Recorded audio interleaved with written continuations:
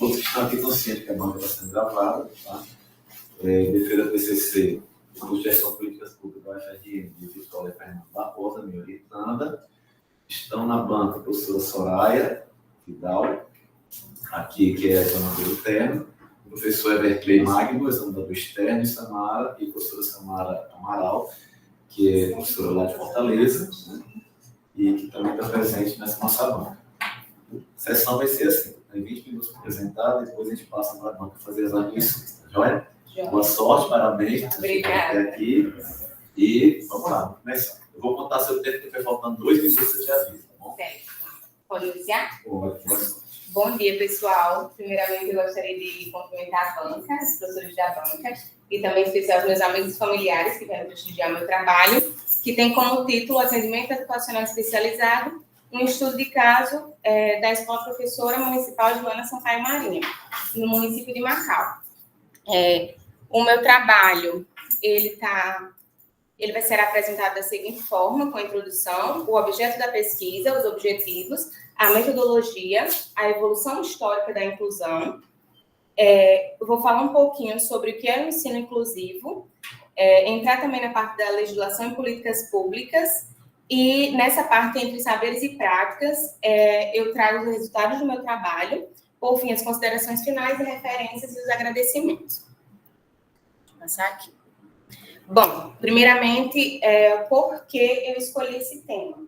Porque ele envolve uma questão fundamental para a sociedade, que é a questão da inclusão, não só para a educação também, né? Não só para a educação, como também para toda a sociedade.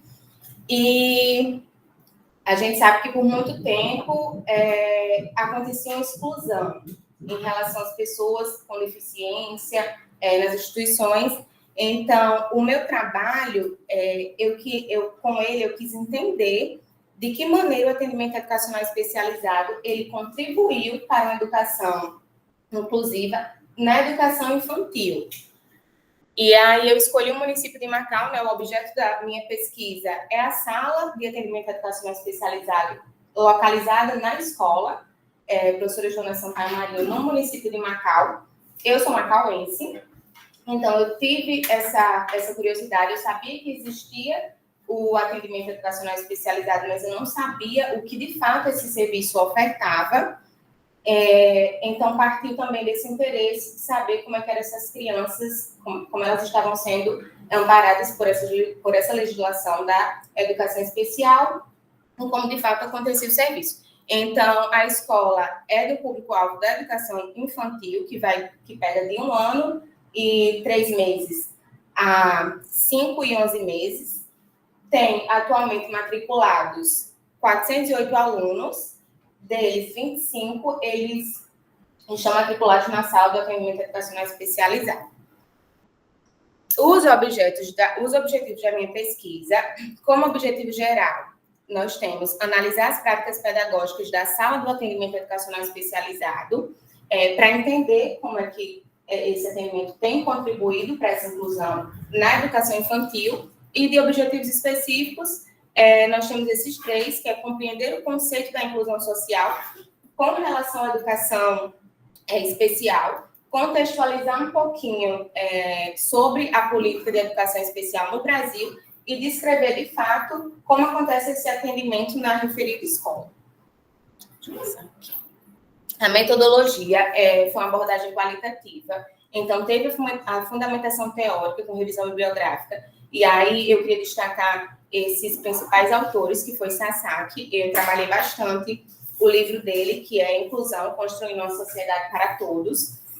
Também teve textos de Rita Bonetti e Maria Tereza Monton, que são referências na área da educação e inclusão. Bom, falando um pouquinho, né, dessa primeira sessão, que é sobre a evolução histórica da inclusão social, eu trouxe esses principais marcos, porque na história predominava essa exclusão. Então, assim, como tem aqui nessa figura que ilustra, de fato, as pessoas que tinham deficiência, elas não tinham acesso a essas instituições, elas ficavam de fora das instituições, eram, de fato, excluídas. e aí depois surgiu uma segregação institucional, que eram grupos separados, instituições, no caso, separadas, que atendiam essas pessoas. E depois veio a integração social, ali nos anos de 1960 e 70, que essas pessoas elas eram inseridas nessas instituições que todos tinham acesso, mas ainda assim existiam grupos dentro dessas instituições que, dessa forma, mantinha ainda uma segregação. E aí também, nesse período, surgiu um conceito de normalização. E isso acabou causando muitos conflitos, porque começaram a querer, como é que eu posso dizer? Falar que essas pessoas eram, tipo assim, vamos enxergar essas pessoas como normais, mas queriam que elas se adaptassem para poder ser inseridas naquelas instituições. E não o contrário, não era a instituição que tem que se adaptar e dar oportunidades iguais para elas. Aí depois veio a questão da inclusão social, que é, de fato, inserir essas pessoas no mesmo ambiente, com todos, em que eles pudessem compartilhar de forma igual das mesmas oportunidades. E aí, ainda falando sobre inclusão, desculpa, eu trouxe essa imagem para falar um pouquinho o que seria e o que não seria um ensino inclusivo. E uma comparação, um exemplo que Maria Tereza ela usa bastante, é explicar a inclusão como não significa estar junto, mas sim estar com. Então, aqui nessa imagem, a gente pode ver uma sala de aula em que tem a professora com um grupo de alunos e outra com apenas um aluno separado, né? Então, isso não é um exemplo de ensino inclusivo. Ele está inserido no mesmo ambiente, mas ainda assim existe uma separação, porque o ensino inclusivo, ele não faz distinção de atividades. A aula tem que ser a mesma para todos. Uma vez que você tem uma atividade separada, isso ainda assim gera uma exclusão. E aí, Rita Figueiredo Bonetti, né? Ela fala também, eu li um estudo que foi feito aqui, que ela era autora, e ela fala também de exclusão pedagógica, porque a partir do momento em que você faz uma atividade considerada, assim, com um nível mais baixo em relação à dificuldade, grau de ensino, você está fazendo uma exclusão pedagógica com esses alunos também, não só uma exclusão física. E aí, para complementar essa minha fala, eu trouxe uma frase de Sasaki, em que ele fala: a inclusão não se limita ao ingresso dos alunos na escola, mas envolve uma transformação profunda das relações sociais e das práticas pedagógicas de modo de reconhecer a diferença, como parte natural de uma sociedade. Então, a inclusão, ela vai entender que cada um tem suas necessidades, tem a sua diferença, e ela vai respeitar e também dar oportunidade igual para todos. Aí aqui eu trouxe um quadro que destacam as principais políticas e a parte da legislação, né, as leis fundamentais de educação especial inclusiva no Brasil, que aí tem a Constituição Federal, que garante o direito do atendimento educacional especializado aos portadores de deficiência, preferencialmente na rede regular, porque, como já foi comentado antes, existia muito isso das fases especiais, dessa segregação. Trouxe a Lei de Diretrizes e Bases, que assegura a oferta da educação especial como modalidade transversal. Trouxe também a Lei Brasileira de Inclusão da Pessoa com Deficiência, que estabelece a educação como direito da pessoa com deficiência e deve ocorrer sem discriminação, com igualdade de oportunidades, e também a Política Nacional da Educação Especial na perspectiva da educação inclusiva, que direciona as redes de ensino para incluir todos os alunos, independente das condições, no ensino regular, com a oferta de serviços de apoio especializados e também formação docente e eliminação de barreiras. Aí aqui eu vou falar um pouquinho do que é o atendimento educacional especializado. Ele é uma modalidade da educação especial e, por ser uma modalidade, ele não é um reforço escolar. Ele é um serviço de oferta obrigatório, ele deve estar no PPP da escola e cada escola deve ter, obrigatoriamente, no mínimo, um professor especialista, né, um professor voltado para esse atendimento educacional especializado. E detalhe, esses professores do AE, eles não trabalham conteúdos de ensino-aprendizagem. A sala do AE não é para chegar lá e o aluno ver o que foi trabalhado na sala regular. É uma sala para eliminar as barreiras que esses alunos têm na sala regular. Então, são barreiras de comunicação, barreiras linguísticas, coordenação motora, são trabalhadas essas atividades, e não de ensino-aprendizagem. E aqui, eu vou falar um pouquinho do funcionamento da escola, do funcionamento do AE na escola. Essa parte também envolve um pouquinho já dos meus resultados, porque foi a parte que eu fiz da análise de campo, né? Então, eu cheguei a acompanhar alguns atendimentos realizados na escola, e ele acontece da seguinte maneira. Ele é oferecido nessa sala de recursos multifuncionais, ele tem uma duração de 40 a 50 minutos e ele ocorre 2 vezes por semana. Os atendimentos são individuais, mas também pode acontecer de ter atendimento em dupla, e durante o atendimento acontecem 3 momentos, que são, o primeiro momento é o momento de regulação. Esse momento, quando, assim que o aluno chega, a professora, nos primeiros atendimentos, ela já identifica um objeto em que esse aluno ele se sente mais confortável. Então, nesse momento de regulação, ela deixa algum objeto que ele já se sente familiarizado perto dele para que ele possa se regular. E o que seria esse momento de regulação? Porque a professora até me explicou que muitos dos alunos matriculados, eles têm TEA, que é o transtorno de aspecto autista. E ela fala, olha, um exemplo é que eles precisam seguir, eles geralmente seguem uma rotina, todo dia quando eles estão vindo para cá, todo dia não, mas das vezes que eles vêm para cá, eles vêm por um determinado caminho. Então, quando existe uma mudança nessa rota, eles ficam desregulados. Então, assim que eles chegam, eles precisam desse momento para se tranquilizarem, ficarem regulados, ficarem confortáveis no ambiente. Ela também citou um exemplo lá de um aluno que ele tem hiperfoco em rasgar papel. Então, quando esse aluno chega, ela já deixa lá no cantinho, um canto com vários papéis para que ele possa rasgar e se regulando. O segundo momento é o momento da atividade planejada. Essas atividades, elas são com base no plano de atendimento educacional especializado. Esses planos, eles são personalizados, ou seja, ele é um plano individual por aluno, e que contém as informações do aluno, nome, idade, série, também tem o diagnóstico daquele aluno, as dificuldades e as necessidades do aluno, quais são as atividades que serão trabalhadas e quais são os materiais que serão utilizados, né? E, por fim, tem o tempo livre. E aí vale destacar que esse tempo livre é um momento, de fato, para o aluno brincar, escolher algum jogo educativo para que ele possa ali se distrair. Mas o tempo livre e o momento de regulação, ele vai variar muito. Não é algo, tipo assim, que de fato é obrigatório. Às vezes o aluno chega e ele já vai direto para a atividade que está lá em cima da mesa. Às vezes, por demorar muito no momento de regulação, ele não tem tempo para realizar esse momento livre.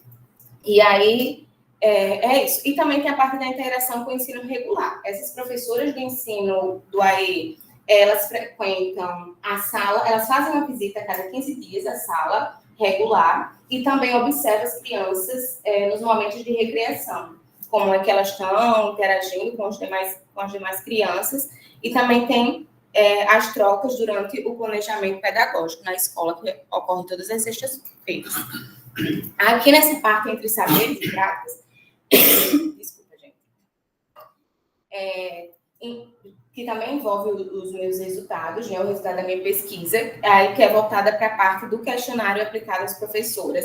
Se tratando do perfil das professoras, ambas elas têm especialização em AEE, e ambas também já atuaram na sala de regular. Uma, inclusive, por mais de 16 anos e outra entre 6 e 10 anos. Então, foi devido a essa experiência, inclusive, na sala regular, que surgiu a motivação delas para atuar no AEE.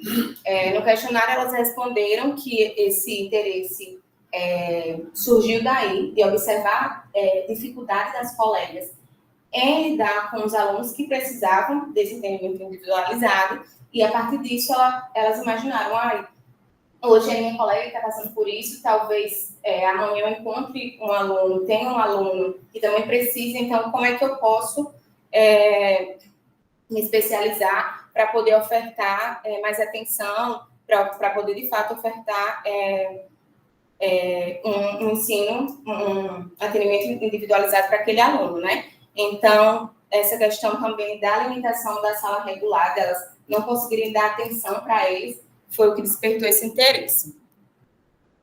Em relação ao apoio da gestão, a escola, ela promove palestras informativas para as famílias, e também, não só para as famílias, mas para a comunidade geral, porque ocorrem também caminhadas lá, eventos de conscientização, informativos, apoio às famílias com esclarecimento de dúvidas, oferecem suporte emocional por meio de profissionais especializados, e aqui envolve não só apoio da gestão escolar, não só apoio interno, mas também apoio externo, porque esses profissionais, psicólogos, assistentes sociais, eles são cedidos, assim, são cedidos, aliás, elas entram em contato com a Secretaria de Educação, e lá ela tem uma coordenadora voltada para a educação especial e inclusiva, então eles acabam oferecendo esses profissionais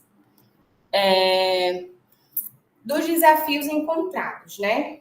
Então, elas relataram, ambas, que ainda existe uma compreensão limitada do entendimento de alguns professores da sala regular. Então, eles acabam se equivocando em relação ao serviço do AEE, achando que é um reforço escolar, sendo que, como eu falei aqui, não pode ser um reforço escolar, não é trabalhada as atividades de ensino e aprendizagem, somente atividades para eliminar essas barreiras, né, de linguística, de comunicação, e a necessidade também da intensificação das famílias, da formação continuada desses professores, e também as dificuldades com frequência no comprometimento familiar. Tem famílias que, de fato, levam o aluno lá nos horários dele, nos dias, mas tem uns que não dão satisfação, levam uma semana sim, outra não, e por aí vai. Então, elas sentem muito isso. Que falta um pouquinho desse compromisso em relação aos familiares, né, aos responsáveis das crianças. As minhas considerações finais, a escola ela está em processo de construção, né, de uma cultura inclusiva. As práticas pedagógicas demonstram compromisso com a inclusão, e o ambiente escolar ele é muito acolhedor, acessível e democrático em desenvolvimento. Eu fiquei, de fato, surpresa com a estrutura da escola. Eu, particularmente, sou macauense, mas eu nunca tinha conhecido, passado em frente, inclusive, eu tenho uma visão um pouco pejorativa, achava que, por ser um ensino da rede municipal, deixava a desejar, mas eu me surpreendi bastante com a estrutura da escola. A escola teve uma reforma em 2013 e passou, de fato, por uma transformação. Então, assim, tem banheiros adaptados para crianças, para deficientes visuais e tudo mais. Então, eu fiquei muito feliz mesmo com o resultado, assim, da escola e com o atendimento educacional especializado. E de recomendação, eu trouxe investimento contínuo na formação desses professores para que, de fato, elas possam entender como de fato, é ofertado e não fiquem achando que é um reforço escolar, porque não é. E o fortalecimento das articulações com as famílias de serviços de saúde e assistência social. Aí, no meu trabalho, eu falei sobre a questão também de visitas periódicas às famílias para que possa aproximar ainda mais, né? Ver, entender um pouquinho mais a necessidade dessas famílias. E, a partir disso, eu acredito que sim, a escola ela pode tem a possibilidade de servir como modelo para outras escolas da região. E assim, aqui eu trago as minhas referências e aqui os meus agradecimentos, e assim eu finalizo a minha apresentação. E é isso, gente. Muito obrigada. Obrigado, Vitória. Foi faltando 2 minutos, ótimo. Ótimo. Gostei desse final aí, esse agradecimento. Minha família, meus amigos. Está dando quanto tempo? 20. Gente, então, dando sequência aqui, né? Agora, Samara está mais longe. Samara, você tem 10 minutos para você falar alguma coisa para a Vitória, no sentido de contribuir a partir do trabalho dela do TCC, certo? Pode sentar, Vitória. Obrigada. Eu inicio? Por favor. Então, vamos lá. Eu sou professora da rede da Prefeitura de Fortaleza, da Rede Municipal de Fortaleza, também formadora colaboradora de coordenadores pedagógicos.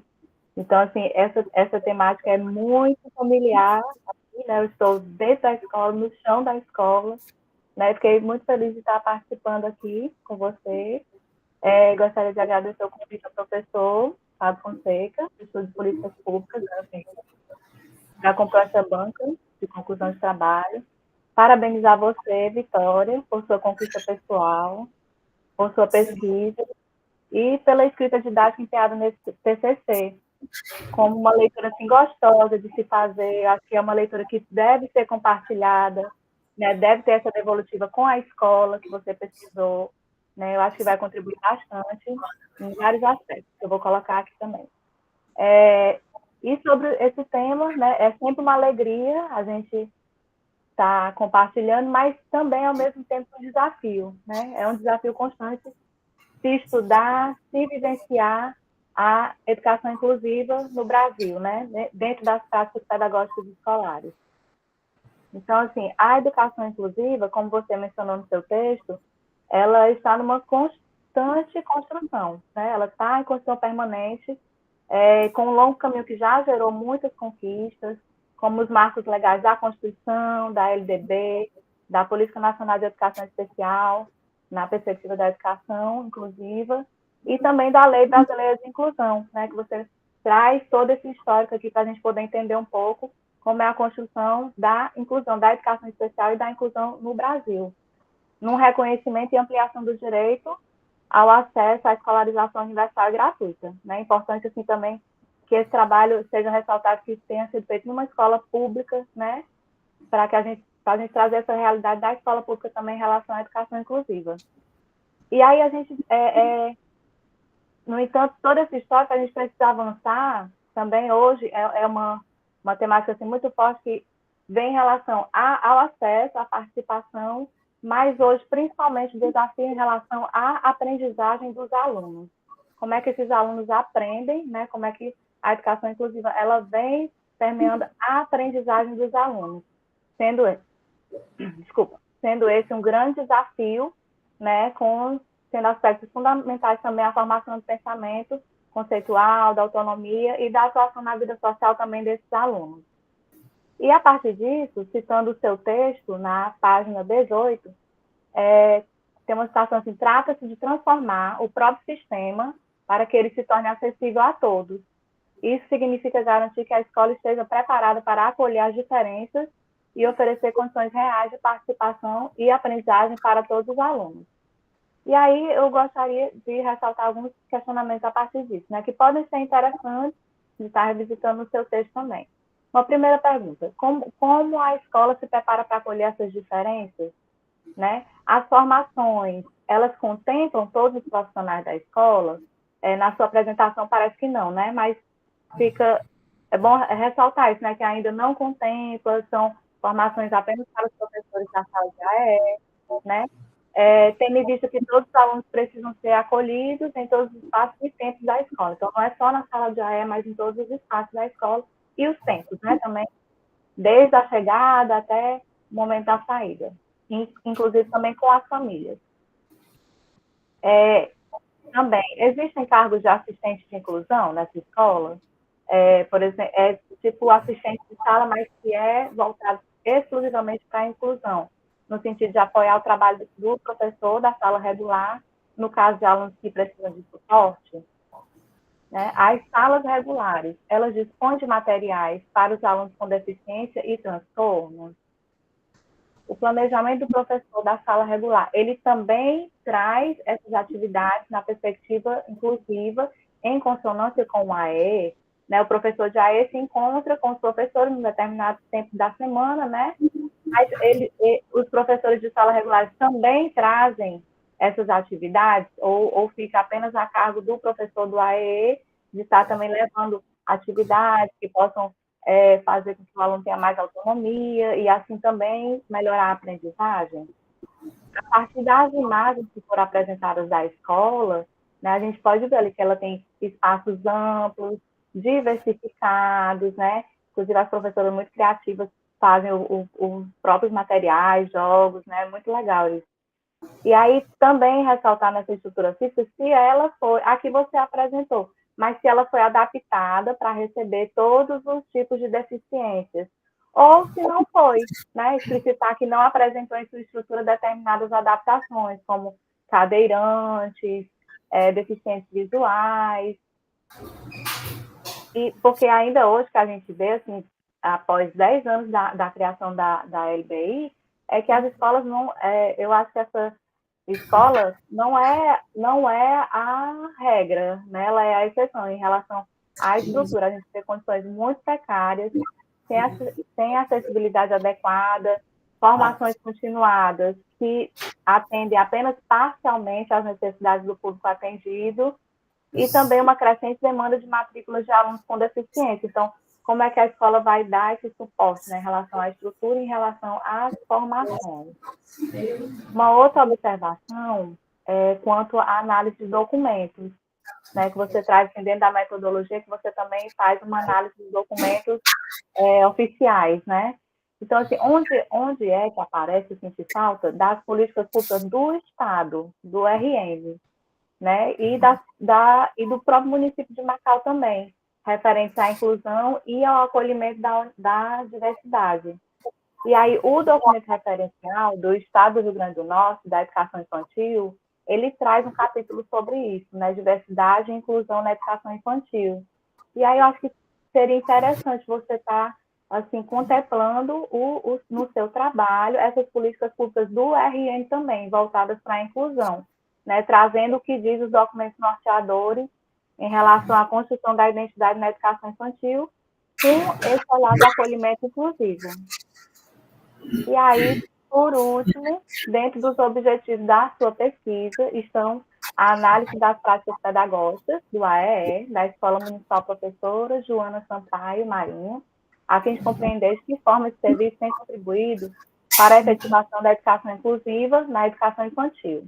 Profundo, estudar o conceito de inclusão social e sua relação com a educação especial, contextualizar políticas de educação especial no Brasil e observar o atendimento educacional especializado na referida escola.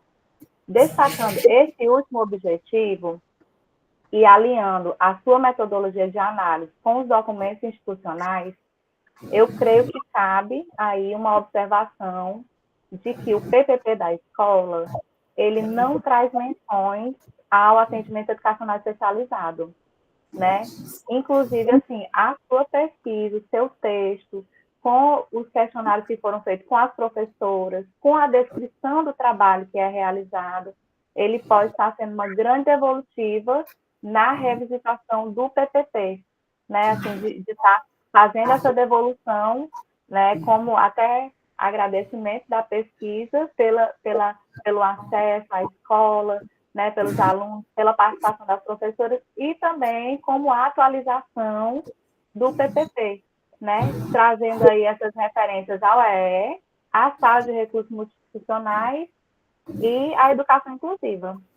Então, essa observação, ela pode se fazer relevante na sua pesquisa, no seu texto, para reforçar que o PPP precisa ser vivenciado nas práticas pedagógicas da escola no que se refere à inclusão, desde a prática, mas também ao que é documento, né? Ao que é orientação, ao que é diretriz dentro da escola. Então, assim, no mais, eu apreciei bastante o seu trabalho, né? Está muito legal de ser lido, desejando muito sucesso na sua vida profissional, né? Que dê tudo certo para você. Obrigada, professora. Obrigado, Samara. Samara de Fortaleza, professora. Eu posso falar? No final. A professora Soraya está aqui, está claro. A professora Soraya está perguntando, Samara está falando de Fortaleza, não, de Pipa mesmo, né, Samara? Pipa, né? Bem, Everclay, tudo bom, meu querido? Bem-vindo novamente. Amada Mossoró. Isso. E Amada Mossoró. Eu vou te dar 10 minutinhos para você falar com a Vitória. No final, Vitória, você faz um comentário geral a partir da fala das pessoas. Bem-vindo, meu querido, novamente. Bom dia a todos e a todas. Gratidão pelo convite, Vitória. Vitória foi minha aluna em vários componentes curriculares aí em GPP, né, Vitória? sempre muito provocativa, e a Fábio, né, por essa parceria, e sempre está convidando também a participar e contribuir na medida do possível para o trabalho de conclusão. Vocês estão me escutando bem? Sim. Vitória, eu encaminhei para você alguns apontamentos por escrito no seu e-mail, um parecer, tá certo? E aí são apontamentos de ordem metodológica, estilística, conceituais, tá certo? E a minha fala vai ser... Desculpa, só um minutinho. Vitória, eu vou pedir para você tirar a apresentação, porque fica melhor para a gente visualizar as pessoas. Sim. Para a apresentação, gente. Um segundinho, tá, Berkeley? Pronto, agora ficou melhor. É Berkeley e todos ficaram maior na nossa sala. Pronto, pode continuar. Então, parabéns pela escolha do tema, é um tema desafiador, principalmente no nosso processo formativo como gestores de políticas públicas, né? E aí eu gostaria de fazer alguns apontamentos para sugestões, na verdade, para o seu trabalho. Na introdução do seu trabalho, eu gostaria de sentir esse seu lugar de fala como gestora de políticas públicas, apontando essa transversalidade do tema gerador da sua pesquisa, né? E qual o lugar desse tema e como ele foi sendo definido ao longo do seu processo formativo, e é um tema do campo de públicas, certo? Então, é interessante você se situar. Eu estou fazendo um trabalho que é um tema transversal, beleza? Né? Essa transversalidade da educação inclusiva, da avaliação das políticas públicas educacionais, e você situar isso como foi esse processo diante da sua formação e como a relevância desse tema para o nosso campo de públicas, certo? Eu também fiquei questionando sobre alguns aspectos metodológicos do seu trabalho. Em um momento, ao você enunciar o estudo de caso e fazer menção ao instrumento aplicado de questionário, nos apêndices tem um formulário, né? Então, você faz uma descrição da abordagem da pesquisa qualitativa no seu trabalho. Senti a necessidade de você tornar mais claro para o leitor do seu trabalho se você aplicou o formulário, se foi uma relação face a face com as duas professoras, ou foi um formulário encaminhado através, né, do Google Form, de forma eletrônica. É uma abordagem qualitativa do seu trabalho, seria interessante também você não só citar os recursos utilizados, mas justificar esses recursos e, consequentemente, o próprio tratamento dos resultados da pesquisa, né? Você apresenta ao longo do trabalho, no desenvolvimento, registros fotográficos, mas você não introduz o leitor à escolha desse recurso também, tá certo? Então, tem alguns apontamentos metodológicos. Tem algo que você pode também, a título de sugestão para o leitor do seu trabalho, Vitória, lá na introdução, e especificamente você retoma na página 23, mas ainda não deixa claro o porquê da escolha dessa escola municipal e do próprio município de Macau, tá certo? Então, você está muito nômade, né? Está em Natal, está em Macau, se posicione, mas deixe claro para o leitor o porquê dessa escolha, né? Então, a gente percebe, e a professora Samara apontou isso de forma muito pertinente, a estrutura, os recursos existentes, né? O perfil dos profissionais. Tem algumas questões teóricas, você vai ver lá no parecer, tá certo? Mas eu gostaria que você, no momento que você fala na educação sobre crescimento, não acho muito pertinente o termo crescimento, até a gente está falando do aspecto educacional, mas de desenvolvimento humano, entendeu? Substituir. Tem um momento que você faz menção ao artigo 208 da Constituição e traz uma redação ainda muito tradicional que agrega o termo portador de deficiência. Em um momento também do seu texto, lá na página 22, aparece o termo portador. Então, a gente substitui esse termo por pessoas com deficiência, tá certo?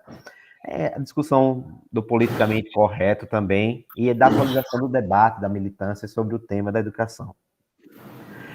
Os demais apontamentos, não vou me alongar aqui, mas eu gostaria de registrar, professor Fábio, parabéns aí pela orientação. É um trabalho que, diante da tradição de GPP, da UFRN, a gente vai saindo daquele lugar comum da tradição dos nossos trabalhos, mas é muito desafiador também porque o professor Samari não tem disciplina específica para discutir políticas públicas educacionais, né? E acabam sendo temas transversais diante do perfil dos professores, dos blocos de discussão, de pesquisa de extensão que os alunos estão participando.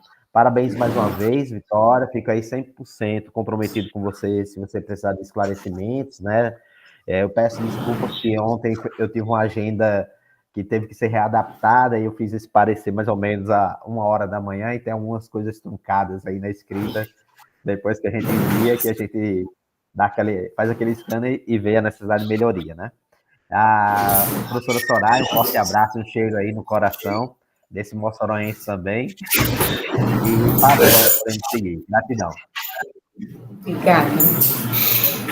Obrigado, né, Cleiton? Agora Soraya. Quer vir por aqui, Soraya? Peraí. Não, deixa eu só abrir aqui. A câmera quer. Gente, ó, eu estou com as anotações no celular que eu esqueci no carro, ok? É o final de semestre, o FRN, gincana. É gincana. As pessoas não sabem, mas a gente trabalha no regime de gincana. Inclusive, é verdade. Inclusive, antes de as minhas observações, que são poucas, né? Que até falei para a Fábio, eu não estava aqui 3 pessoas na banca. 2 são suficientes, mas tudo bem. Porque vocês já falaram bastante coisa que estão nas minhas anotações, né? Agora, eu só queria, antes de falar, fazer algumas que ainda possam, que eu acho que considero pertinente fazê-lo, reafirmar que, assim, quando eu leio o trabalho do TCC, em geral, quando é banca mesmo, já de apresentação final, de um modo geral, eu não sugiro mudanças no escopo do trabalho, não, entendeu? Acho que só quando é uma situação assim, muito aguda, aí sim, faz sentido. Agora, um dos requisitos primeiros que eu considero é o trabalho atende, o produto apresentado atende a um trabalho de TCC, atende. Tá? E depois eu vou lendo e vendo, e as minhas observações, elas se dão muito mais contemplando o futuro do que o passado, entendeu? Então, assim, eu acho sempre importante colocar isso, inclusive para reafirmar também algo que eu tenho colocado sistematicamente, reafirmado para os meus alunos, os alunos das minhas disciplinas, que o produto final de um TCC, ele é responsabilidade única do aluno, não é do professor orientador. Que isso tem que ficar muito claro, né? Que as escolhas são do aluno.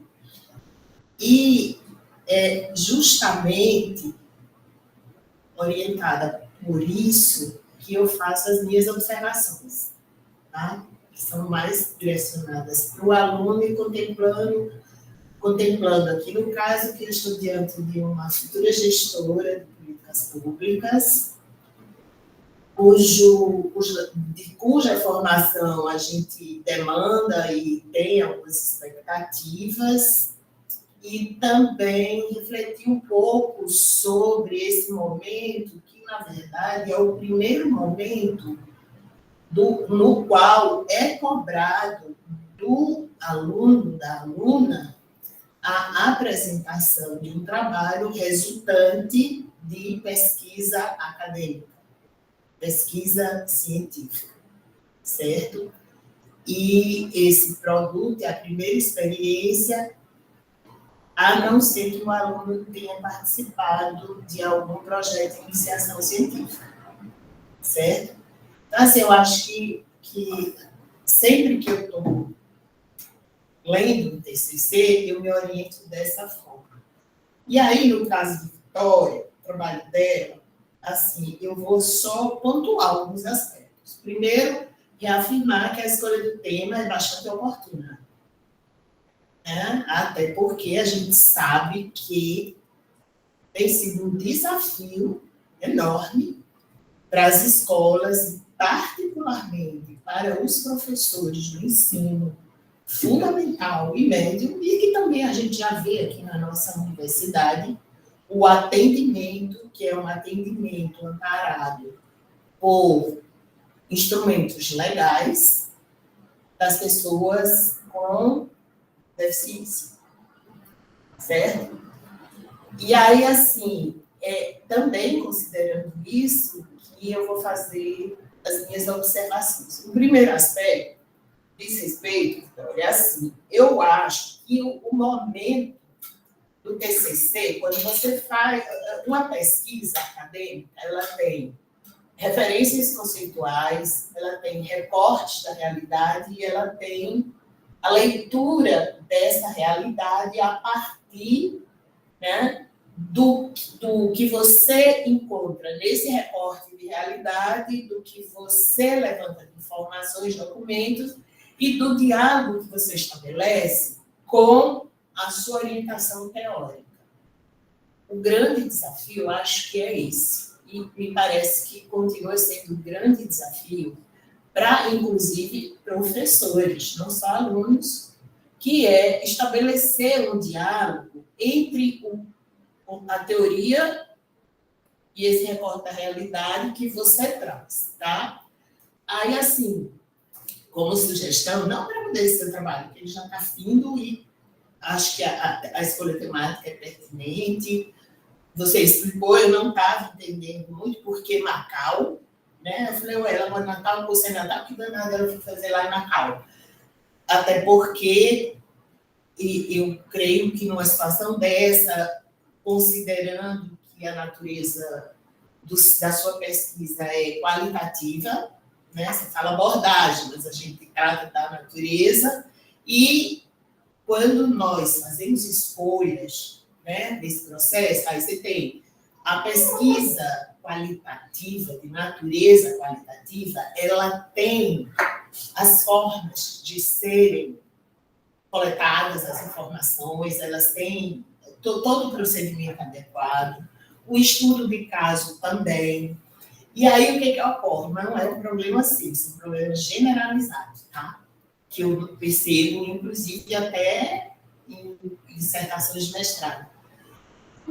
Vocês deixam de registrar no trabalho todo o procedimento metodológico, que é super importante, que é um exercício importante para que outros leitores compreendam mais do que isso.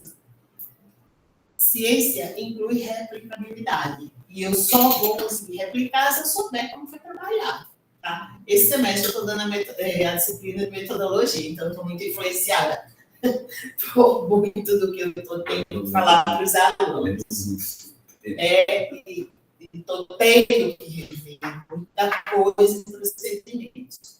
Então, assim, é importante, por exemplo, para uma pesquisa de natureza qualitativa, é importante a gente ter a clareza de que existe a forma de trabalhar adequada a essa natureza, a técnica de coleta de dados também, informações necessárias a esse trabalho, e a leitura e interpretação desse trabalho, certo?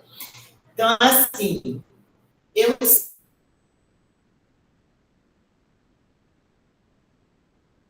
sei que o formulário do Google, o Google Forms, tem facilitado muito a vida de muita gente. Mas, vou fazer só uma ressalva, assim, a gente questionar é uma entrevista estruturada e é uma coleta de dados pertinentes aos estudos sobre, por exemplo. certo? Inclusive, existe diferenciação por parte dos alunos entre o formulário e o questionário. Os dois são de pesquisa quantitativa, entendeu? Mas eles podem conseguir. E o formulário, para alguns autores, inclui que aquelas perguntas foram formuladas com a participação dos que fazem parte do universo da pesquisa, certo? Mas tem o Google, o formulário que eu acho interessante também registrar, porque Google, Facebook, redes sociais de modo geral, e essas ferramentas todas, eles se apropriam dos temas e massificam, e a gente cai nessa, entendeu? Inclusive, veja bem, que o Facebook até introduziu uma coisa muito doida, né? Que o povo é amigo sem ser amigo, né? Se apropriou do conceito de amigo para uma coisa totalmente absurda. Mas, enfim, isso é outra história, não diz respeito. Então, assim, como não é sugestão para você mudar o seu trabalho, o seu trabalho atende ao TCC, certo? O que eu estou dizendo é para você pensar o futuro. Porque uma das coisas bastante esperadas no TCC é que o aluno seja capaz de fazer esse recorte da realidade para que ele, certo, consiga apresentar a leitura que ele fez da realidade. Aí, como eu senti, assim, o que eu senti de um modo geral no seu texto? Você vai discorrendo e eu não senti estabelecimento desse diálogo, sabe? Com a orientação teórica, de quais são as fontes. Vai num texto discursivo, direto, aí eu senti falta, assim, tipo assim, aquela fonte ali, na sua apresentação você fez. E é importante esclarecer também que a avaliação de um TCC não se limita ao que foi escrito, mas a apresentação é um conjunto, certo? E você, na sua apresentação, você demonstrou um nível de diálogo que você estabeleceu tanto com a realidade estudada, mas isso não está muito no seu texto, não, sabe? O seu texto está bem diretão, eu falava, caramba, cadê as fontes, entendeu? Outra coisa também que eu acho que, se você quiser entrar para as políticas públicas de educação, eu acho que é importante, e você não fez muito isso, o seu TCC, introduzir um pouco a reflexão. Essa realidade é assim, mas e você? Como você, qual é a sua, o que ela lhe leva a refletir sobre? A gente sabe que está sendo um desafio terrível para os professores, até porque, muitas vezes, a carga só cai todo em cima do professor.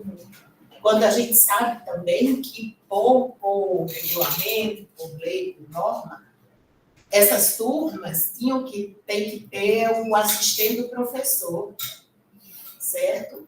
Isso está dando, eu sei que porque eu conheço pessoas em situação e ouço, está dando problema tanto em escola privada quanto pública, porque muitos desses alunos não são assistidos da forma devida. Então, assim, no caso aí da sua escola, você discorre, eu não vi, você falou na apresentação, você esteve lá, certo? Mas no trabalho eu fiquei meio sem entender se você de fato tinha ido lá, como você tinha conversado, o que você tinha observado, entendeu? Então, assim, eu só queria chamar a atenção para isso, que é o primeiro momento no qual você apresenta um trabalho que é resultante da pesquisa científica. E a realização de uma pesquisa científica, né, acadêmica, ela requer vários procedimentos e atenções que muitas vezes a gente, apesar da hora, enfim, acaba, e hoje com algumas facilidades, eu até falei para o professor Fábio, não foi, Fábio?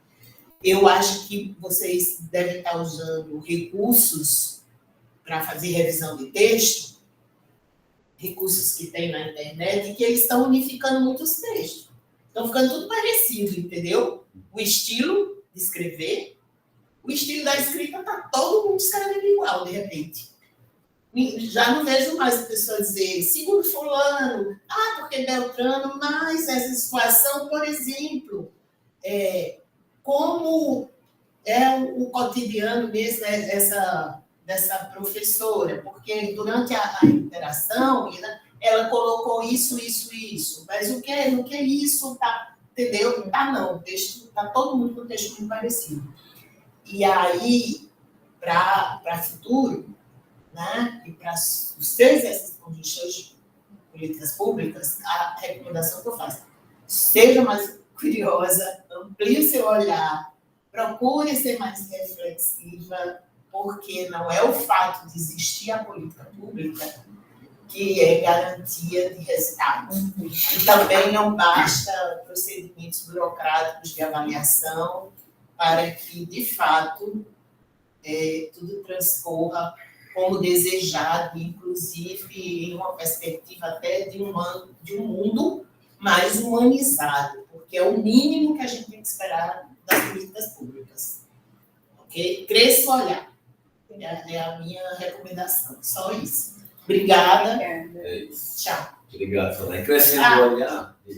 Aliás, deixa eu só reafirmar para vocês, tá? Quando eu falo gincana, eu vou registrar isso em toda a banca de TCC. Veja bem, a UFRN estabeleceu um calendário que não considera a realidade nem dos professores e nem dos alunos. Para que vocês tenham ideia, o semestre acadêmico vai até o dia 27 de julho, ok? Os alunos, se quiserem colar no coletivo, eles terão que depositar o TCC no repositório até o dia 15 de julho, terça-feira próxima, inclusive para que eles possam pegar a ficha catalográfica na biblioteca, que eles têm que preencher o formulário todo bonitinho, porque estão transferindo toda a burocracia para professores e alunos. A biblioteca dá o retorno após 48 horas. Projeto TCC, certo?